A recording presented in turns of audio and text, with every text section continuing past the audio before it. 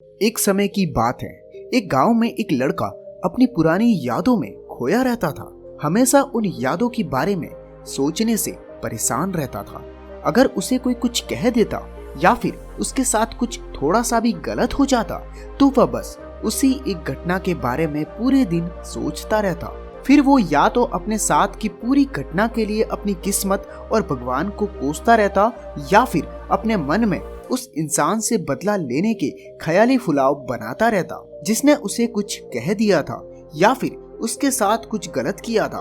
अपने इस ज्यादा सोचने की आदत की वजह से ना तो लोगों के साथ उसके अच्छे रिश्ते थे और ना ही वह किसी काम को अच्छे से कर पाता था। वह हर समय तनाव और मानसिक अशांति की स्थिति में रहता था। उसकी ऐसी हालत को देखकर उसके एक मित्र ने उसे सलाह दी कि यहाँ पास में ही एक बुद्ध महात्मा रहते हैं, तुम उनके पास जाओ, वो तुम्हारी इस मानसिक समस्या का कोई न कोई समाधान अवश्य बता देंगे। अपनी दोस्त की बातों को सुनकर वह नौजवान लड़का उन महात्मा के पास जाता है और अपनी सारी समस्या उन्हें बताता है कि वो हमेशा पुरानी यादों और एक ही घटना के बारे में बार बार सोचता रहता है और अपनी बातों को भूल नहीं पाता। लड़के की समस्या सुनने के बाद महात्मा वहां से उठकर मठ के अंदर चले जाते हैं। महात्मा का यूं बिना कुछ बोले उठकर वहां से चले जाना लड़के को कुछ अजीब सा लगता है, लेकिन वो फिर भी वहीं बैठा रहता है। थोड़ी देर बाद वह देखता है कि महात्मा मिट्टी की एक गिलास में पानी भरकर उसकी ओर आ रहे हैं। महात्मा लड़के के पास आकर खड़े हो जाते हैं। महात्मा लड़के से पूछते हैं कि बताओ इस गिलास का वजन कितना होगा। लड़के ने कहा, मुझे सटीक तो नहीं पता पर बहुत ही कम है। अब महात्मा ने कहा, अगर मैं इस गिलास को थोड़ी देर तक ऐसे ही खड़े खड़े पकड़े रखूं तो क्या होगा। लड़के ने कहा, कुछ भी नहीं होगा। तब महात्मा ने कहा कि अगर मैं इस गिलास को 1 घंटे तक ऐसे ही पकड़ के रखूं तो क्या होगा। लड़के ने कहा, आपके हाथ में दर्द होना शुरू हो जाएगा। तब महात्मा ने फिर से पूछा, अगर मैं इस ग्लास को ठीक इसी तरह पूरे दिन पकड़ के रखूं तब क्या होगा। लड़के ने गंभीर होकर कहा, आपके हाथ में दर्द होगा, आपका हाथ सुन्न भी हो सकता है, आपके शरीर में भारी तनाव आ सकता है और तो और आपके हाथ को लकवा भी मार सकता है। महात्मा ने कहा, बिल्कुल सही, लेकिन क्या इस गिलास का वजन बढ़ा। लड़के ने कहा, नहीं, वजन तो नहीं बढ़ा। तो महात्मा ने कहा कि हाथ में दर्द और शरीर में तनाव क्यों आया। लड़के ने कहा, बहुत समय तक पकड़े रहने के कारण। महात्मा ने फिर प्रश्न किया कि अब इस दर्द से छुटकारा पाने के लिए मैं क्या करूं। लड़के ने कहा कि गिलास को नीचे रख दीजिए। महात्मा ने कहा, बिल्कुल सही, और हमारे जीवन की परेशानियां भी कुछ इसी तरह से होती हैं। इन्हें कुछ देर तक अपने दिमाग में रखिए तो लगेगा सब कुछ ठीक है, लेकिन अगर उन परेशानियों के बारे में ज्यादा देर तक सोचेंगे तो आपको पीड़ा होने लगेगी और इन्हें और भी देर तक अपने दिमाग में रखोगे तो ये आपको अशांत और आपको पागल करने लग जाएगी और आप कुछ भी नहीं कर पाओगे। महात्मा ने लड़के की तरफ इशारा करते हुए कहा कि अपने जीवन की पिछली गलतियों और घटनाओं के बारे में सोचना जरूरी है, लेकिन उससे भी ज्यादा जरूरी है कि उन गलतियों से सीखकर आगे बढ़ना। अगर तुम एक ही बात को पकड़कर बैठे रहते हो तो ठीक उसी गिलास की तरह यह भी तुम्हारे जीवन में दर्द पैदा कर देगा। अगर तुम आज अपने अतीत को लेकर बैठे रहते हो तो आज भी तुम्हारे हाथ से निकल जाएगा और तुम अपने भविष्य में इसके लिए पश्चाताप करोगे। तुम अपने अतीत के लिए जैसा इंसान बनना चाहते हो या फिर जिन गलतियों के लिए पश्चाताप कर रहे हो तो तुम आज से ही वैसा इंसान बनने का प्रयास करो और कोशिश करो कि आज तुम वैसी ही गलतियां दोबारा ना करो जिसके लिए तुम्हें भविष्य में पछताना पड़े। इसीलिए चिंता करना बंद करो और अपने आज के कर्मों पे ध्यान दो, क्योंकि चिंता व्यक्ति को चिता तक ले जाती है। तो दोस्तों, इस कहानी से हमें ये सीखने को मिलता है कि हमें अपनी पुरानी गलतियों के बारे में ज्यादा नहीं सोचना चाहिए, क्योंकि हम अगर पुरानी गलतियों के बारे में ज्यादा सोचते रहेंगे तो हमारा आज भी खराब हो जाएगा। जबकि हमें अपनी पुरानी गलतियों से सीखकर आगे वो गलतियां दोबारा ना हो और हमें आज और आने वाले कल की ओर ध्यान देना चाहिए ताकि हमारा भविष्य अच्छा हो। एक बार एक बच्चे ने अपने पापा से पूछा कि पापा मेरी लाइफ की क्या वैल्यू है। तभी पापा ने कहा कि अगर तुम सच में अपने जिंदगी की कीमत समझना चाहते हो तो मैं तुम्हें एक पत्थर देता हूँ। तुम इस पत्थर को लेकर मार्केट में चले जाना और अगर कोई इसकी प्राइस पूछे तो तुम कुछ भी मत कहना, बस अपनी 2 उंगली खड़ी कर देना। वो लड़का मार्केट गया। वो कुछ देर तो वहाँ ऐसे ही बैठा रहा, लेकिन कुछ देर के बाद ही एक बूढ़ी औरत उसके पास आई और उस पत्थर का प्राइस पूछने लगी। वो लड़का एकदम चुप रहा, उसने कुछ भी नहीं कहा और अपनी 2 उंगलियां खड़ी कर दी। तभी वो बूढ़ी औरत बोली 200 रुपए, ठीक है, इस पत्थर को मैं तुमसे खरीद लूंगी। वो बच्चा एकदम से शॉक हो गया।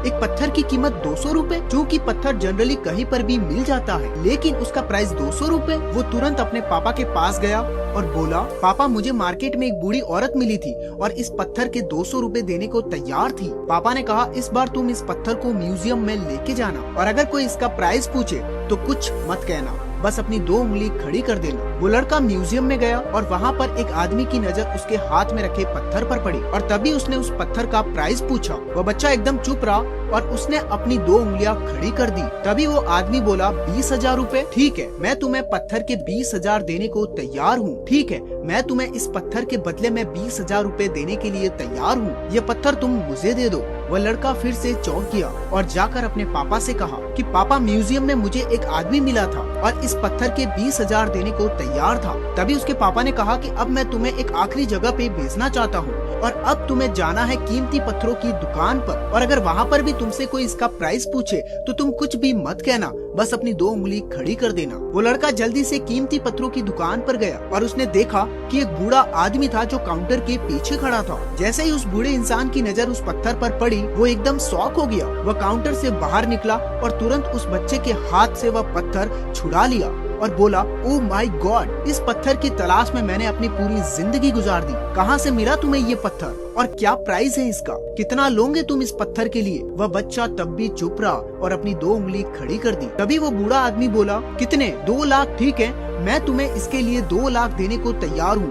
प्लीज तुम मुझे इस पत्थर को दे दो। उस लड़के को अपनी आंखों पर विश्वास नहीं रहा था। वह जल्दी से अपने पापा के पास पहुँचा और बोला, पापा वो बूढ़ा आदमी इसके लिए मुझे 2 लाख देने को तैयार है। तभी उसके पापा ने कहा, क्या तुम अब समझे अपनी लाइफ की वैल्यू?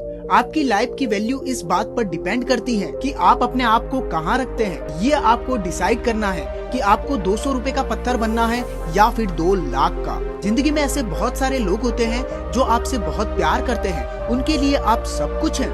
और कुछ लोग ऐसे भी होते हैं जो आपको सिर्फ एक वस्तु के रूप में उपयोग करेंगे, उनके लिए आप कुछ भी नहीं हो। ये आपके ऊपर डिपेंड करता है कि आपके लाइफ की वैल्यू क्या होगी। एक बार की बात है, एक आदमी फैक्ट्री में काम किया करता था और वो जिस अधिकारी के नीचे काम करता था उसने हमेशा उसको ये सिखाया कि हमेशा कम बोलो और काम ज्यादा करो और हमेशा फैक्ट्री में नई नई चीजें सीखते रहो ताकि तुम फैक्ट्री में आगे बढ़ सको। धीरे धीरे उनको फैक्ट्री में काम करते हुए 10 साल गुजर जाते हैं और वो अधिकारी फैक्ट्री से रिटायर्ड हो जाता है क्योंकि वो बूढ़ा हो चुका होता है और उस अधिकारी की जगह वो आदमी फैक्ट्री में टेक्नीशियन बन जाता है। उस अधिकारी के जाने के बाद वो आदमी अपना पूरा काम पूरी लगन और पूरी मेहनत के साथ करता था जैसा उसे उस अधिकारी ने सिखाया था।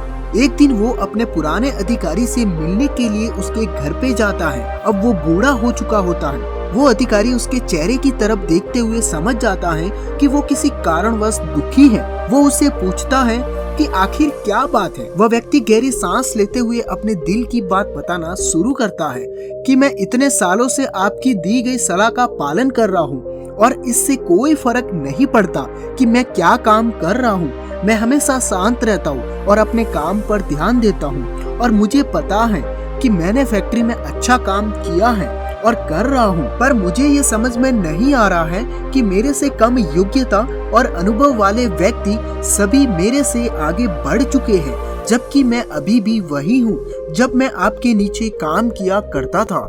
तभी बूढ़ा आदमी पूछता है कि क्या तुम पूरे विश्वास के साथ ये कह सकते हो कि तुम फैक्ट्री के लिए बहुत ही महत्वपूर्ण कर्मचारी हो? तभी युवा व्यक्ति अपने सर को हिलाते हुए हाँ भरता है। तभी वो बूढ़ा आदमी गहरी सोच में पड़ जाता है और इधर उधर चलना चालू कर देता है। कुछ समय बाद वो बूढ़ा युवा व्यक्ति की तरफ मुड़ते हुए बोलता है कि तुम कोई भी बहाना करके एक दिन की छुट्टी के लिए फैक्ट्री में आवेदन करो, क्योंकि ये समय तुम्हारे लिए खुद को आराम देने का समय है। तो युवा व्यक्ति बूढ़े की बात को सुनकर आश्चर्य में पड़ जाता है, पर वो जितना उस बात के बारे में सोचता है उसको वह बात उतनी ही सही लगती है। उसने बूढ़े व्यक्ति का धन्यवाद देते हुए वहां से जल्दी से निकलकर छुट्टी के लिए फैक्ट्री में आवेदन कर देता है। और जब वो अपनी छुट्टी पूरी करने के बाद काम पर वापस लौटा तो फैक्ट्री के मालिक ने उसे ऑफिस में बुलाकर बताया कि जब तुम छुट्टी पर थे तब फैक्ट्री में कोई भी काम सही से नहीं हो पाया। वो काम करने में यहाँ सभी को बड़ी मुश्किलों का सामना करना पड़ा और उसी दिन फैक्ट्री को उस आदमी का महत्व समझ में आया और फैक्ट्री के मालिक ने उसका वेतन बढ़ाकर उसे बड़ा अधिकारी बना दिया ताकि फैक्ट्री उसे धन्यवाद कर सके और आगे और भी अच्छा काम करने के लिए प्रेरित कर सके। युवा व्यक्ति बहुत ही खुश हुआ और वो बूढ़े व्यक्ति को हमेशा बुद्धिमान समझता था, उसकी हर सलाह का पालन करता था। उसने सोचा कि यही सफलता का रहस्य है और उसी समय से जब भी उसे ऐसा लगता कि जो उसे मिल रहा है वह उससे ज्यादा का हकदार है तो वह छुट्टी ले लेता और जब भी वह अगले दिन छुट्टी के बाद वापस लौटता तो उसे वह सब कुछ मिल जाता जो भी वह चाहता था। और ऐसा कई महीनों तक चलता रहा और एक दिन जब वह छुट्टी करके वापस फैक्ट्री में लौट रहा था तो उसे फैक्ट्री में कुछ ने नहीं दिया और उसे पता चला कि अब उसे नौकरी से निकाल दिया है। उसे ये जानकर बिल्कुल भी विश्वास नहीं हुआ और उसे जब कुछ समझ में नहीं आया कि अब क्या किया जाए तो वह वापस उस बूढ़े आदमी के पास अपनी सहायता के लिए पहुंच गया और ये समझने का प्रयास करने लगा कि आखिर चीजें इतनी कैसे बिगड़ गई। मैंने तो उस बूढ़े आदमी की बात को माना था, मेरी नौकरी क्यों चली गई? उसने अपने उसी हाल में पूछा कि क्या मैंने सब कुछ वैसा नहीं किया जैसा आपने मुझे बताया था?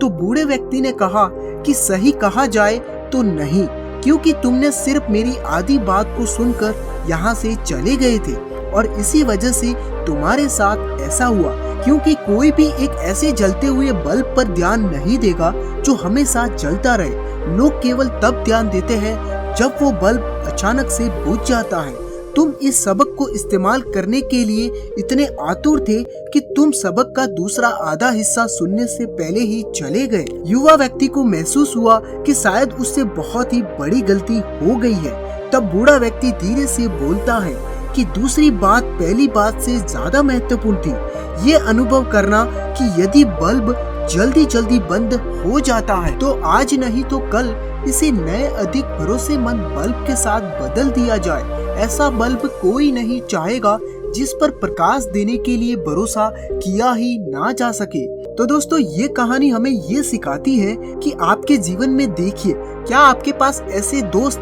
और परिवार के सदस्य हैं जो हमेशा आपके साथ हैं पर आप उन्हें नजरअंदाज कर देते हैं? क्या हो अगर एक दिन आपको पता चले कि वे आपके साथ नहीं है, वे कितने महत्वपूर्ण हैं? इसे अनुभव करने के लिए ऐसे दिन का इंतजार ना करें, आज ही उनका आपके जीवन में होने के लिए अपने भाग्य का धन्यवाद करें। खुद की पहचान करो। गौतम बुद्ध ये भी कहते थे कि सबसे पहले व्यक्ति को खुद की पहचान करनी चाहिए। दूसरों की बजाय व्यक्ति खुद के बारे में ज्यादा जानता है। उनका कहने का मतलब ये था कि बुराई से घृणा करो, बुरे व्यक्ति से नहीं। एक बार की बात है, किसी गांव में एक बहती नदी के किनारे गौतम बुद्ध बैठे थे। किनारों पर पत्थरों की भरमार थी, पर छोटी सी वह नदी अपनी तरल धारा के कारण आगे बढ़ती जा रही थी। बुद्ध ने विचार किया कि ये छोटी सी नदी अपनी तरलता के कारण कितनों की प्यास बुझाती है, लेकिन भारी भरकम पत्थर एक ही स्थान पर पड़े रहते हैं और दूसरों के मार्ग में बाधक बनते हैं। इस घटना की ये सीख है कि दूसरों के रास्तों में रोड़े और अटकाने वाले खुद कभी भी आगे नहीं बढ़ पाते, परंतु जो दूसरों को सद्भाव और स्नेह देता है वह स्वयं भी आगे बढ़ जाता है। बुद्ध ऐसे ही विचारों में मग्न थे, तभी उन्होंने गांव की एक भीड़ को अपनी ओर आते देखा। बड़ा ही शोर था। बुद्ध ने देखा कि एक औरत को घसीट कर ला रहे हैं और उसको गाली भी दे रहे हैं। भीड़ के नजदीक आने पर बुद्ध ने लोगों से औरत को पीटने और गालियां बोलने का कारण पूछा। लोगों ने कहा कि ये स्त्री अभिचारी है और हमारे समाज का नियम है कि यदि कोई अभिचारी स्त्री पकड़ी जाए तो उसे पत्थरों से कुचल कर मार डालना चाहिए। बुद्ध ने युवती की ओर देखा और कहा, जो तुम चाहते हो वही करो, पर मेरी एक शर्त है। पत्थर मारने का अधिकार उसी को है जिसने कभी अभिचार न किया हो और न ही उसके मन में ऐसे कभी विचार आए हो। इतना कहकर बुद्ध शांत हो गए। चारों ओर मौन था और कुछ समय बाद लोगों की भीड़ मन में पश्चाताप का भाव लिए हुए वहां से चले गए। इस घटना से ये सत्य उभरता है कि हम अपने खुद के प्रति न्याय कर सकते हैं, दूसरों के प्रति नहीं, क्योंकि हमारी जानकारी दूसरों के विषय में अधूरी होती है। यदि हम किसी के प्रति न्याय करना चाहते हैं तो उसे ऐसा प्यार और स्नेह मिलना चाहिए कि खुद ही अपने दोषों को स्वीकार कर ले और उन्हें पुनः नहीं दोहराने का प्रण ले। बहुत पुरानी बात है, गौतम बुद्ध एक बार एक नए शहर में प्रवास कर रहे थे। उनके कुछ शिष्य भी उनके साथ थे। उनके शिष्य एक दिन शहर में घूमने को निकले तो उस शहर के लोगों ने उन्हें बहुत ही भला बुरा कहा। शिष्यों को ये सब सुनकर बहुत ही बुरा लगा और वे वापस गौतम बुद्ध के पास में लौट गए। गौतम बुद्ध ने जब देखा कि उनके सभी शिष्य बहुत ही क्रोधित दिख रहे हैं तो उन्होंने पूछा, क्या बात है, आप इतने तनाव में क्यों दिख रहे हो? तभी एक शिष्य क्रोध में बोला, हमें यहाँ से तुरंत निकल जाना चाहिए। जब हम बाहर शहर में घूमने गए तो यहाँ के लोगों ने बिना वजह हमें बहुत ही भला बुरा कहा। जहाँ हमारा सम्मान ना हो वहाँ हमें एक पल भी नहीं रुकना चाहिए। यहाँ के लोग सिर्फ दुर्व्यवहार के सिवा कुछ जानते ही नहीं। गौतम बुद्ध ने मुस्कुराते हुए कहा, क्या किसी और जगह पर तुम सद्व्यवहार की अपेक्षा रखते हो? दूसरे शिष्य ने बोला कि दूसरे शहर में इस शहर से तो भले लोग अवश्य ही होंगे। तब गौतम बुद्ध बोले कि किसी जगह को सिर्फ इसलिए छोड़ देना गलत होगा कि वहाँ के लोग दुर्व्यवहार करते हैं। हम तो संत हैं, हमें कुछ ऐसा करना चाहिए कि जिस स्थान पर भी जाए उस स्थान को तब तक न छोड़े जब तक अपनी अच्छाइयों से वहाँ के लोगों को सुधार ना दे। हम जिस भी स्थान पर जाए वहाँ के लोगों का कुछ न कुछ भला करके ही वापस लौटे। हमारे अच्छे व्यवहार के बाद वह कब तक बुरा व्यवहार करेंगे? आखिर में उन्हें सुधरना ही पड़ेगा। वास्तविकता में संतों का कार्य तो ऐसे लोगों को सुधारना ही होता है। सही चुनौती वो है जब हम विपरीत परिस्थितियों में खुद को साबित कर सके। ये बातें सुनकर बुद्ध के प्रिय शिष्य आनंद ने पूछा कि उत्तम व्यक्ति किसे कहते हैं? इस पर गौतम बुद्ध ने जवाब दिया कि जिस प्रकार युद्ध में बढ़ता हुआ हाथी चारों तरफ के तीर सहते हुए आगे बढ़ता जाता है, ठीक उसी तरह उत्तम व्यक्ति भी दूसरों के अपशब्दों को सुनते हुए अपना कार्य करता रहता है। खुद को वश में करने वाला प्राणी से उत्तम और कोई नहीं हो सकता। गौतम बुद्ध की बात शिष्यों को अच्छी तरह से समझ में आ गई और उन्होंने वहां से जाने का इरादा त्याग दिया। दोस्तों, गौतम बुद्ध की ये कहानी आपको कैसी लगी नीचे कमेंट करके जरूर बताना। मिलते हैं आपसे गौतम बुद्ध की एक नई कहानी के साथ।